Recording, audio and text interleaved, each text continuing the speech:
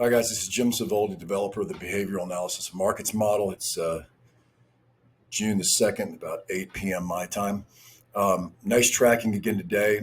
In last night's video, I talked about this nesting, expanding megaphone pattern, another melt-up pattern within two other melt-up patterns. So right now we have the 60-minute fractal that I've been showing you guys for a couple weeks now, the one with the big yellow line on it. That's the one here. And since then, we created this expanding megaphone in the 5-minute model. We had that dropout I talked about yesterday and re-entry, and then that fast market attack at the top of the speed line here. But then the tip off to today's melt up basically was that, or continuation of the melt up, acceleration within the other melt up, is that we had this speed line jump and then came down and sort of consolidated here. And that's when I said yesterday at the close that I thought it was realistic that we could see that $41 to $43 level into the first zone of strength this morning. And so, we thought we were going to see that. Well, I also mentioned to you guys that I noticed that we were also forming another expanding megaphone melt up fractal as we had hopped out of this one down here. So this is really, really interesting stuff, and it's really rare. So there are all these sort of nesting patterns inside each other and at lower and higher levels. So as soon as we had entry there, this is a great example of the kind of acceleration that you usually have when you re-enter. And so you can see this melt up. I think the market was halted. There's something that went on here that stopped a little short of that speed line attack. And then, we're consolidating here sideways. I'll show you guys where we are on some other charts after this. But if we do, assuming tomorrow that we track here, and I would say that this is probably, after going over things, and this is the reason why this video is being released so late, this is the toughest call, I think, of any that I've made in the past 3 weeks. So it's a tough call for a couple reasons, but there's some noise in between these zones of strength. There's strength, weakness, strength, weakness, and that's all in a fairly short period of time. So we're also not getting much help from the overnight model, the after hours model. It's just a really noisy, messy looking sort of setup here. The biggest concern, I think, is that after 8:30 a.m. tomorrow morning, I don't have any new data. I haven't generated any new data here. There's zero data on the 4th. That's really, really unusual. And of course, during trading tomorrow, we will generate some new data that will likely drop in and fill in some of these blanks, or this entire blank on the 4th. But the fact that, we're ending on a weakness here, we have no data there, and we have weakness there, is it at least has my Spider-Man senses tingling a little bit as far as the possibility of an inversion, which would just mean that we would be heading down to those dates instead of up. I don't want to freak anybody out, and I don't think that's going to happen right now. But a lot depends on what happens during this the first several hours of trading tomorrow on the 3rd.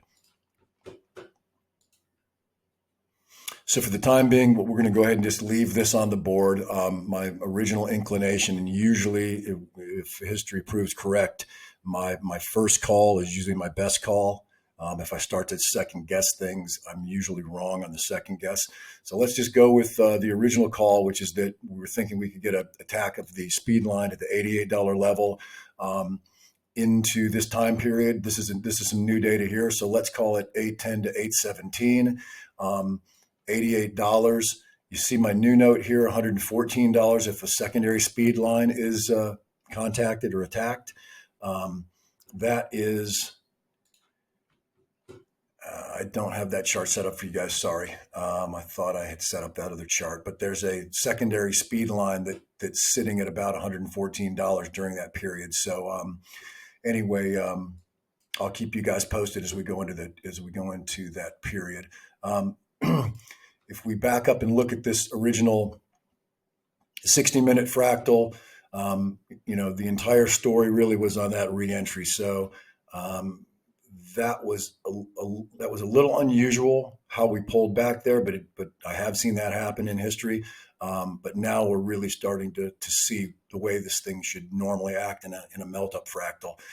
So here's our zone, assuming that these original dates that I put out a couple weeks ago are correct, and that we don't invert, that we do accelerate into these dates.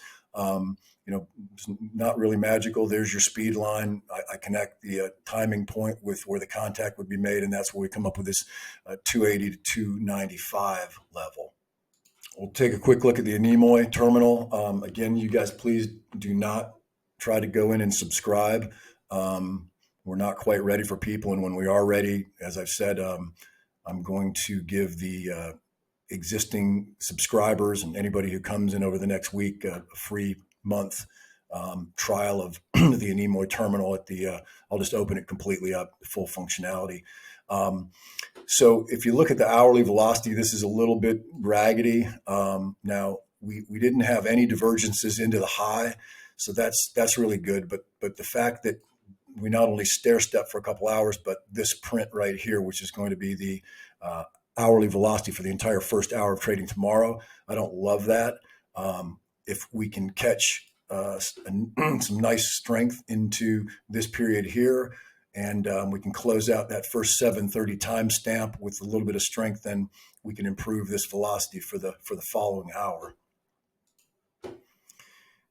I think I told you guys in an earlier video today that this 5-minute velocity, there was not a single divergence there. I'll remove the price for you so you can see it. So you see the highest velocity there, and that syncs up with the highest price. So if anything, that's what I call a temporary capitulation, meaning that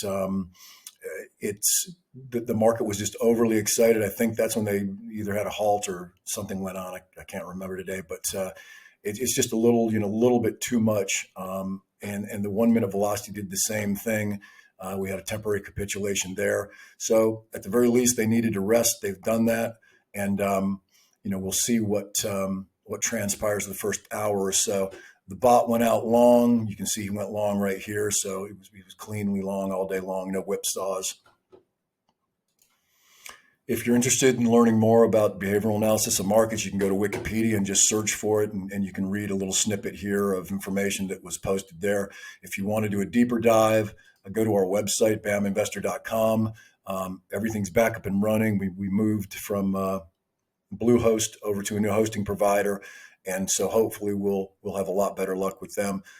Anyway, you go to that baminvestor.com, click on About, and learn more, and then you can read a paper that I wrote before I went to work for that the big fund in San Francisco. And this is sort of just a deep dive for people who are just starting to follow me on Twitter if you guys have any interest in this.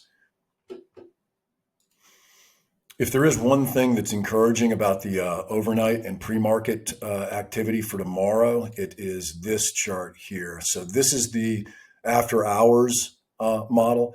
And I always track these because the speed lines are different, trajectories are different, counts are different. There's a lot of insights you can get with after hours trading. I know a lot of people believe that if there's not, volume present, that it's sort of throwaway data. I don't believe that at all. And it's been really useful for me, at least. So that's the reason I spend the extra time to work on it. Now, in this case, as an example, you see something that we're not seeing in the day session. You see a break of the speed line and sort of that same dynamic that we got yesterday in the day session before we had today's melt up in the day session. So to me, this has a really interesting look to it. I don't know if that means that we could have some event overnight tonight and be up, tremendously before the open tomorrow. I don't see it in sort of the BAM model data I looked at, but it's this has my attention for sure.